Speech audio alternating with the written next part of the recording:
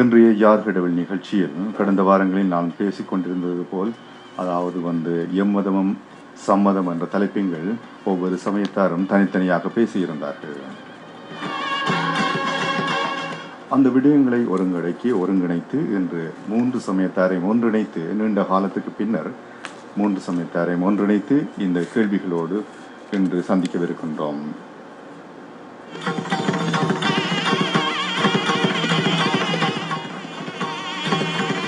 கடந்த வாரம் நேயர்களுடைய கேள்விகளும் கேட்கப்பட்டது. அந்த கேள்விகளும் வானிலைக்கு எடுத்து வரப்படும்.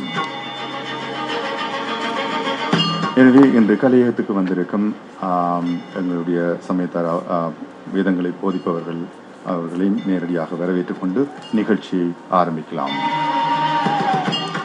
வணக்கம் பாஸ்டர் மனோகரன் அவர்களே. வணக்கம் வசீகரன் அவர்களே. வணக்கம் நேயர்களே. நம்முடைய பிதாவாகிய தேவனாலும் நம்முடைய கர்த்தராகிய இயேசு கிறிஸ்துவினாலும் உங்களுக்கு கிருபையும் சமாதானமும் உண்டாவதாக. எப்படி இருக்கின்றீர்கள்? நலமாக இருக்கின்றோம். நீங்களும் நலமாக இருக்கிறீர்கள். பார்க்கவே தெரிகிறது. நீண்ட நாட்களுக்கு பின்னர் 3 சமயத்தாரை நேரடியாக சந்திப்பது மிக்க மகிழ்ச்சி தான். ஆமாம் ஆமாம். சரி, வணக்கம் டாக்டர் லம்புதன் அவர்களே. வணக்கம் வசீகரன் அவர்களே. வணக்கம் சிடிபிசி நேயர்களே. என்னுடைய அன்புக்கும் பெருமதிக்கும் உரிய கிறிஸ்தவ சமய போதகர் மனோகரன் அவர்களுக்கும், அன்புக்கும் பெருமதிக்கும் உரிய இஸ்லாமிய மத சகோதர போதகருமான முகமது அவர்களுக்கும் எனது அன்பார்ந்த வணக்கங்கள். வணக்கம் ஐயா. ஞான நூல்தனை ஓதல், ஓதுவித்தல், நல்பொருளை கேட்பித்தல், தான் கேட்டல், நன்றாய் ஈனமினா பொருளதனை சிந்தித்தல், 5 இறைவனடி அடைவிக்கும் எழில் ஞான பூசை. இப்படிப்பட்ட நல்ல விஷயங்களை, நல்ல நூல்களை பற்றி அதை படித்தல், படிப்பித்தல், கேட்டல், தான் கேட்பித்தல், மற்றது அதை பற்றி சிந்தித்தல், இந்த பணியிலே ஈடுபட்டு கொண்டிருக்கிற வசீகரன் அவர்களுக்கும் சிடிபிசி வானொலி நிலையத்தாருக்கும் இறைவனுடைய ஆசையும் அருளும் என்றும் வேண்டி எல்லோரும் எனது வணக்கத்தை கூறி, இந்த 3 சமயத்தவர்களும் கலந்து கொள்கின்ற இந்த கலந்துரையாடலே நீண்ட காலத்துக்கு பிறகு சந்திப்பதையிட்டு மிகுந்த மகிழ்ச்சி அடைகின்றேன். நன்றி டாக்டர் லம்புதன் அவர்களே. வணக்கம் இமாம் ஏசிகே முகமது அவர்களே. ஏக இறைவனுடைய சாந்தி தாங்கள் அனைவர் மீதும் உண்டாகட்டும். சகோதரர் வசீகரன், அது போன்று கலையக ஊழியர்கள், நேயர்கள், என்னுடைய மிகவும் விருப்பத்துக்குரிய என்னுடைய டாக்டர் லம்புதன் அவர்கள், அது போன்று பாஸ்டர் மனோகரன் அவர்கள் மறுபடி நேரில் இருப்பது போன்ற மீண்டும் ஒரு புத்துணர்வை ஏற்படுத்தக்கூடிய ஒரு சந்தர்ப்பம். மிகவும் சந்தோஷமாக இருக்கிறது. ஏக இறைவனின் சாந்தி தாங்கள் அனைவர் மீதும் உண்டாகட்டுமாக. வணக்கம் முகமது அவர்களே. வணக்கம் ஐயா. கடவுளுடைய சாந்தி உண்டாகட்டும். எப்படி இருக்கிறீர்கள்? நீண்ட நாட்களுக்கு பின்பு வானிலைகளில் சந்திப்பது மிக்க மகிழ்ச்சி. கண்டிப்பாக உங்களுடைய குரல்கள் கேட்கக்கூடிய வாய்ப்பு கூட ரொம்ப குறைவாகத்தான் இருந்தது. என்றால் நிகழ்ச்சிகளில் கூட ஆங்காங்கு இருக்க வேண்டிய தேவைகள் ஏற்பட்டிருந்தது. இருந்தாலும் மறுபடி அந்த இறைவனுடைய அருளால் சந்திக்கக்கூடிய ஒரு அழகான வாய்ப்பு. மிகுந்த மகிழ்ச்சி. சரி நேர்களே, நாங்கள் நிகழ்ச்சிக்கு செல்லலாம். இன்றைய நிகழ்ச்சியில் அதாவது எம்மதமும் சம்மதம் என்ற தலைப்பின்கள் பேசவிருக்கின்றோம். இது கடந்த வாரங்களில் உங்களிடம் கேட்ட கேள்விகளோடு நாங்கள் நிகழ்ச்சியை ஆரம்பிக்கவிருக்கின்றோம். அதாவது 2-3 நேயர்களுடைய கேள்வி, 2 பேருடைய கேள்விகள் எங்களுக்கு எடுத்து வர முடியாமல் இருக்கின்றது. இந்த நிகழ்ச்சிக்கு அது ஒத்து வராத கேள்விகளாக இருந்தபடியினால் அவர்கள் தயவு செய்து மன்னித்துக் கொள்ள வேண்டும். அந்த கேள்விகள் வேறு ஏதாவது ஒரு கேள்விகளுக்கு தலையங்கத்துக்குள் அடங்கினால் நாங்கள் அந்த கேள்விகளை எடுத்து வருவோம். இன்றைய நிகழ்ச்சியில் ஓரளவுக்கு அடங்கக்கூடிய கேள்விகளை நாங்கள் எடுத்து வருகின்றோம். அதில் முதல் முறையாக வானிலை முதல் கேட்டிருந்தார், ஒளிதான் கடவுள் என்று சொல்லி. எம்மதமும் சம்மதம் என்றால் என்று சொன்னாலும் அது ஒளிதான் கடவுள், வேறு எதுவுமே கடவுள் இல்லை. ஆனால் 3 சமயமும் சொல்லுகிறது ஒளியை பற்றி. இஸ்லாமிய சமயமும் சொல்லுகிறது, இந்து சமயமும் சொல்லுகிறது, கிறிஸ்தவ சமயமும் கூறுகிறது ஒளியை பற்றி. ஒளிதான் ஒளியாக கடைசியில் முடிக்கின்ற இடம், ஒளியாக அவர் வந்தார், ஒளியாக இருக்கின்றார், ஜோதி வடிவமானவர். இஸ்லாமிய சமயத்திலும் சொல்லியிருக்கின்றார் ஒளியைத்தான் நாங்கள் வழிபடுகின்றோம், அந்த ஒளிதான் கடவுள் என்ற மாதிரிக்கு முடித்து கொண்டிருக்கின்றீர்கள். இதற்கு முதற்கண் உங்களுடைய பதில் என்ன? ஒளிதான் கடவுளா என்று முதற்கண் நாங்கள் இமாம் ஏசிகே முகமது ஓரளவுக்கு சுருக்கமாக கூறினால் போதுமாக இருக்கும். ஏன்னு சொன்னால் நிறைய கேள்விகள் இருக்கின்றன. சுருக்கமாக கூறினால் ஒவ்வொருத்தரும் முடித்துக்கொண்டு நிறைய நேரத்தை எடுத்துக்கொள்ளாமல் இருக்கிற வாய்ப்புகள் இருக்கின்றது. ஏற்கனவே நாங்கள் கூறியிருக்கின்றோம். அதை உங்களுடைய பார்வையில் இன்று 3 சமயம் இந்த ஒளியை பற்றி எப்படி கூறுகின்றது என்பதை பற்றி உங்களுடைய சமயத்திலிருந்து நீங்கள் கூறுங்கள். SK முகமது அவர்களே. அதாவது ஒளிதான் கடவுள் என்ற அந்த சித்தாந்தம், அப்படி ஒரு கொள்கையை இஸ்லாத்தில் கிடையாது. அப்படி இஸ்லாம் சொல்லவே இல்லை. உண்மையாக சொன்னால் கடவுள் என்பவன் ஒளிமயமானவன் என்று நாங்கள் சொல்லலாமே தவிர, ஒளிதான் கடவுள் என்று சொல்லுகிற பொழுது எங்களை விட அதாவது உலகத்துல மனிதனுக்கு மிகவும் வேகமாக தென்படக்கூடிய, வேகமாக பயணிக்கக்கூடிய ஒரு பொருளாக இன்று ஒளி இருப்பதினால் மனிதன் இதுதான் கடவுளாக இருக்குமோ என்று சொல்லி ஒளியை கடவுளாக்க மனிதன் முற்படுகிறான். உண்மையிலே அகிலத்தை ஆளக்கூடிய ஒரு சக்தி, அது ஒளிதான் கடவுள் என்று ஒரு பொருளுக்கு நாங்கள் கடவுள் என்று பெயர் சூட்டாமல், உண்மையான கடவுள் ஒளிமயமானவனாகவும் இருக்கிறான் என்று புரிவதுதான் உண்மையில் இஸ்லாத்தினுடைய நிலைப்பாடு. ஒளியை பார்த்து கடவுள் என்று இஸ்லாம் சொல்லவே இல்லை. என்பதும் படைக்கப்பட்ட ஒரு பொருள், அது கடவுள் அல்ல. கடவுள் என்பவன் ஒரு ஒளிமயமானவன் என்ற ஒரு வார்த்தையை நாங்கள் என்ன செய்யலாம், பாவிக்கலாம். அப்படி ஒரு நிலைப்பாடு இஸ்லாம் சொல்லுகிறது. நன்றி SK முகமது அவர்களே. சரி, டாக்டர் லம்புதன் அவர்களே, நீங்கள் கூறுங்கள். இறைவன் ஒளி வடிவானவன் என்ற வினாவுக்கு நாங்கள் எங்களுடைய திருவாசகத்திலே சொல்லுவோம். அதாவது மாசற்ற சோதி மலர்ந்த மலர் சுடரே, மாசற்ற சோதி குற்றமற்ற மறுவற்ற சோதி, மலர்ந்த மலர் சுடர், சுடர் போன்ற ஒளி. அடுத்தது வரும் தேசனே தேனர் அமுதே. தேசன் என்றால் ஒளி, தேஜஸ், தேசு என்பது ஒளி, அது ஒளியை குறிக்கும். அங்குங்கெனாதபடி எங்கும் பிரகாசமாய் ஆனந்த பூர்த்தியாகி அருளோடு நிறைந்தது எது? இது தாய்மானவர் சொல்லுவார். எங்கும் பிரகாசமாய், எங்கும் நிறைந்ததாய், நிறைவான ஒளியாய் இருப்பது எது என்று சொல்லுவார். அந்த ஒளி வடிக்கு சொல்லுவார்கள், பலவிதமான ஒளிகளை நாங்கள் பார்க்கின்றோம். சூரியனுடைய ஒளி, சந்திரனுடைய ஒளி, அக்னியினுடைய நெருப்பினுடைய ஒளி. ஒளிக்கு ஒரு சோர்ஸ் இருக்கிறது இல்லையா? ஒளி இருந்தால் ஒளிக்கு ஒரு முதல் இருக்கின்றது. இன்றைக்கெல்லாம் இருந்தால் மின்சாரம் இருக்கின்றது. அதற்கு டிரெக்டாக மின்சாரம் என்று இருந்தால் அதுக்கு இன்டிரெக்டாக மறுதலையாக அது சூரிய சக்தியிடமிருந்து அந்த மின்சார சக்தி வருகின்றது. ஆகவே இந்த ஒளிகளுக்கெல்லாம் நமக்கு இந்த உலகத்திலே சூரியன் ஒரு பொருளாக இருக்கின்றது. ஆகவே இந்த சூரியன் கடவுளா கேட்போம் இல்லையா? இந்த சூரியன், ஒளியை தருகின்ற சூரியன் கடவுளா என்றால், இந்த சூரியன் மட்டுமில்லை, எமது அண்டத்தொகுதி, இந்த மில்கிவே என்ற கேலக்சி, பால்வீதி என்ற ஆகாய கங்கை கேலக்சியிலேயே கிட்டத்தட்ட 2000 தொடக்க 4000 பில்லியன் சூரியர்கள் இருக்கிறார்கள் இந்த குடும்பத்திலேயே. இது மாதிரி எத்தனையோ அண்டத்தொகுதிகள் இருக்கின்றன.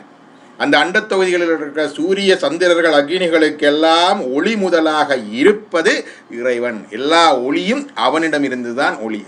the primal source of all the light is him.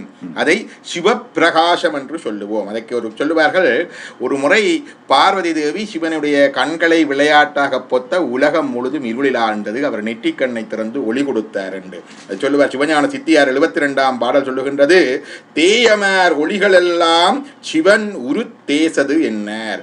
எல்லா தேயங்கள், நாடுகள், அண்ட சதாசரங்கள் இருக்கிற ஒளி எல்லாவற்றுக்கும் மூலம் சிவனுடைய ஒளி, சிவப்பிரகாசம் என்று அதை நாங்கள் சொல்லுகின்றோம்.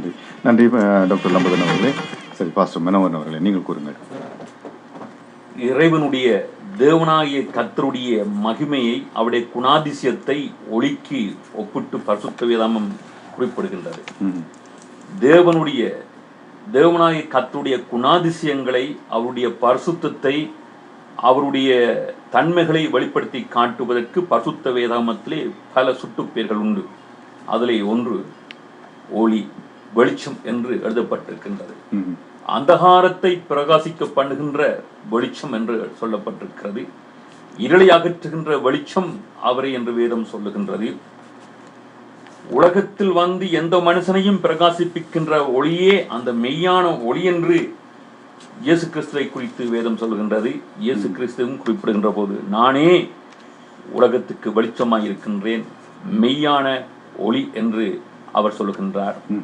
தேவனுடைய பிள்ளைகளும் உலகத்துக்கு வெளிச்சமாக இருக்க வேண்டும். உங்கள் வெளிச்சம் பிரகாசிக்க கடவது, சாரமுள்ள உப்பாக இருங்கள், உலகத்துக்கு வெளிச்சமாய் இருங்கள் என்று பரிசுத்த வேதாகமம் தேவனுடைய பிள்ளைகளை பரிசுத்தமாக வாழும்படியாகவும் சாட்சியாக வாழும்படியாகவும் சொல்லுகின்ற போது, அநேகருக்கு பார்வையை கொடுக்கின்ற, தெளிவை கொடுக்கின்ற பரிசுத்தத்தை விளம்புகின்ற, பரிசுத்தத்தை சுட்டிக்காட்டுகின்ற வெளிச்சத்துக்கு ஒப்பிட்டு சொல்லப்பட்டிருக்கின்றதை பார்க்கின்றோம். அது மட்டுமல்ல, பரலோக ராஜ்யத்தின் மகிமை குறித்து வேதம் சொல்கின்ற போது, உலக முடிவிலே இனி வரப்போகின்ற வாழ்வை குறித்து, மர்மையை குறித்து வேதம் சொல்கின்ற போது, அங்கே வெளிச்சம் கொடுக்க சூரியனும் சந்திரனும் அதற்கு வேண்டுவதில்லை என்று எழுதப்பட்டிருக்கின்றது. தேவனே அவர் பிரகாசிப்பார், அதற்கு விளக்காயிருப்பார் என்று எழுதப்பட்டிருக்கின்றது. அங்கே இராக்காலம் இராது விளக்கும் சூரியனுடைய வெளிச்சமும் அங்கு உள்ளவர்களுக்கு வேண்டுவதில்லை. தேவனாய கர்த்தரே அவர்கள் மேல் பிரகாசிப்பார், அவர்கள் சதாகாலங்களிலும் அங்கே அந்த வெளிச்சத்திலே அரசாளுவார்கள் என்று எழுதப்பட்டிருக்கின்றது. ஆக கர்த்தருடைய மகிமையிலே ஒன்று பிரகாசம், வெளிச்சம். இந்த அண்ட சராசரங்களுக்கு வெளிச்சம் கொடுக்கின்ற சூரியனுடைய வெளிச்சத்தை பார்க்கிலும் பிரகாசமான வெளிச்சமாக தேவன் இனி வரப்போகின்ற புதிய உலகம் என்று சொல்லப்படுகின்ற, மரம் என்று சொல்லப்படுகின்ற பரலோக ராஜ்யத்திலே பிரகாசிப்பார் என்று சொல்லப்படுவதனுடைய நாம் பார்ப்பது என்ன? அவர் வெளிச்சமாக இருக்கின்றார். நன்றி பாசந்தன் அவர்களே. நீங்கள் கேட்டுக்கொண்டிருப்பது, இந்த கேள்வியை கேட்டவர், இந்த கேள்வியை கேட்ட நேயர் வந்து சன் என்ற நேயர் கேட்டிருந்தார் சென்ற வாரத்தில். நீங்கள் கேட்டுக்கொண்டிருப்பது யார் கடவுள் நிகழ்ச்சி. இன்றைய நிகழ்ச்சியில் எம்மதமும் சம்மதம் என்ற தலைப்பின் கீழ் உங்கள் கேள்விகளுக்கு பதிலளித்துக் கொண்டிருக்கின்றார்கள் 3 சமயத்தார்களும். நிகழ்ச்சியில் அடுத்து வந்து கேட்டவர் கேசவன் என்ற நேயர் கேட்டிருந்தார் கேள்வி. ஹிந்து சமயம் ஆதியும் அந்தமும் இல்லாத ஒரு சமயம். எனவே அந்த சமயம்தான் உண்மையான சமயம். அதுக்கு பிறகுதான் கிறிஸ்தவ சமயம், இஸ்லாமிய சமயம் எல்லாம் வந்திருக்கின்றன என்று கூறியிருக்கின்றார். அப்போ ஆதியும் அந்தமும் இல்லாத இந்து சமயத்துக்கு பின்னர் தான் இந்த கிறிஸ்தவ சமயங்கள் வந்ததா அல்லது இஸ்லாமிய சமயம் வந்ததா என்று நீங்கள் விளக்க வேண்டும். இப்போ பாஸ்டர் மனோகரன் அவர்களே, நீங்கள் கூறுங்கள். பரிசுத்த வேதாகமத்தின் போதனையின்படி ஆதியாக அந்தமாக இருப்பவர் தேவன் ஒருவரே. அவர்தான் அனைத்தையும் படைத்தார் என்று பரிசுத்த வேதாகமம் சொல்லுகின்றது. அவர் வானத்தையும் பூமியையும் அதில் உள்ளவற்றையும் உண்டாக்கினார் என்று வேதம் சொல்கின்றது. வானத்தை, வானத்தில் உள்ளவற்றை, பூமியை, பூமியில் உள்ளவற்றை, தண்ணீரை, தண்ணீர் உள்ளவற்றை, ஆகாய விரிவில் உள்ளவற்றையெல்லாம், அதில் உள்ளவற்றையெல்லாம் உண்டாக்கியவர் என்று பரிசுத்த வேதாகமம் தெளிவாக சொல்லுகின்றது. மனிதன் இருப்பதற்கு, நடப்பதற்கு, உறங்குவதற்கு அவர் இடத்தையெல்லாம் படைத்த பிற்பாடு அவனுக்கு வேண்டிய தேவைகளுக்கு, அவனுடைய ஆகாரங்களுக்கு, அவனுடைய நானந்த தேவைகளுக்கு வேண்டிய எல்லாவற்றையும் படைத்த பிற்பாடு மனிதனை தேவன் உண்டாக்கினார். ஆக ஆதியிலே தேவன் வானத்தையும் பூமியையும் உண்டாக்குகின்ற போது, அதன் பிற்பாடு மனிதன் உண்டாக்குகின்ற போது தேவனுடைய படைப்போடே மதம் உண்டாகிறது. ஏற்கனவே இதை சொல்லியிருக்கின்றோம்.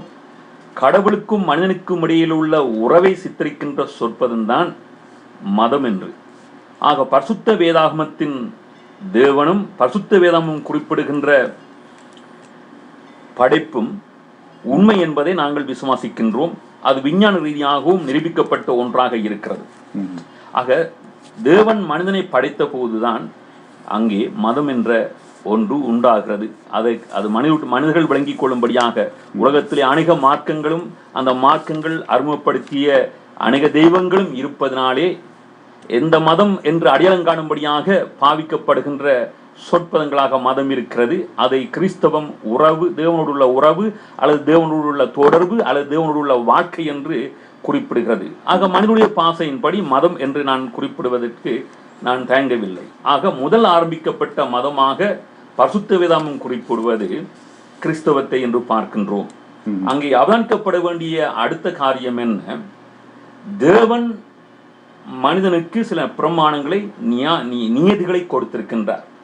அந்த நியதிகளை மனிதன் மீறி அநேக காரியங்களை தேவனுடைய பிரமாணங்களுக்கு விரோதமாக, கர்த்தருடைய நீதிகளுக்கு விரோதமாக, கடவுளுக்கு விரோதமாக அவன் செய்தான், அறிமுகப்படுத்தினான். அவ்வாறு அவன் அறிமுகப்படுத்திய அநேக காரியங்கள் ஒன்று, அவன் தனக்கென்று பல மார்க்கங்களை அவன் உருவாக்கி கொண்டான். ஒன்றல்ல, ரெண்டல்ல, பல மார்க்கங்கள், பல தெய்வங்கள், கோடிக்கணக்கான தெய்வங்கள், அவற்றுக்கு கோடிக்கணக்கான மந்திரங்கள் என்று அங்கே எழுதப்பட்டிருக்கின்றதை பார்க்கின்றோம்.